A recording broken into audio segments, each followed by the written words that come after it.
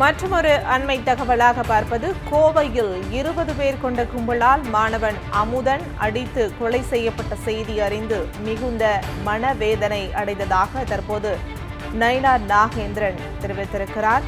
கல்லூரியில் நடக்கும் போதைப்பொருள் கலாச்சாரத்தை தடுக்க முயன்ற மாணவனின் உயிரை காப்பாற்ற தவறியுள்ளார் முதலமைச்சர் விஜய் என்று தற்போது நயினார் நாகேந்திரன் தெரிவித்திருக்கிறார். தமிழகத்தில் போதைப்பொருள் புழக்கம் எந்த அளவிற்கு பெருகியுள்ளது என்பதற்கு கோவை மாணவனின் கொலை சம்பவமே சாட்சி என்றும் பாஜகவை சேர்ந்த நயினார் நாகேந்திரன் தெரிவித்திருக்கிறார். மாணவன் கொலையை தடுக்க தவறிய முதலமைச்சர் விஜய் எந்த முகத்தை வைத்துக் கொண்டு போதைக்கு எதிரான இயக்கத்தை பற்றி பேசுகிறார் என்றும் நயினார் நாகேந்திரன் தற்போது வினவியிருக்கிறார். அண்மை தகவலாக பார்த்து வருகிறோம். கோவையில் 20 பேர் கொண்ட கும்பலால் மாணவன் அமுதன் அடித்து கொலை செய்யப்பட்ட செய்தி அறிந்து மிகுந்த மனவேதனை அடைந்ததாக தற்போது நயினார் நாகேந்திரன் தெரிவித்திருக்கிறார்.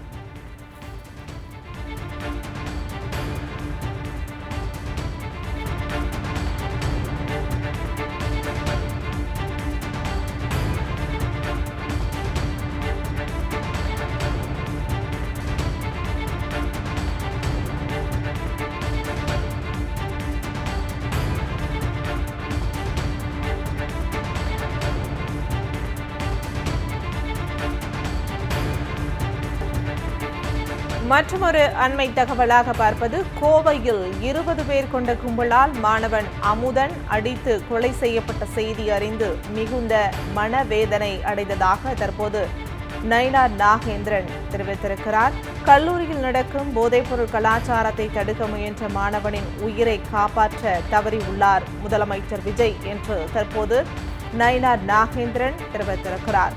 தமிழகத்தில் போதைப்பொருள் புழக்கம் எந்த அளவிற்கு பெருகியுள்ளது என்பதற்கு கோவை மாணவனின் கொலை சம்பவமே சாட்சி என்றும் பாஜகவை சேர்ந்த நயினார் நாகேந்திரன் தெரிவித்திருக்கிறார்.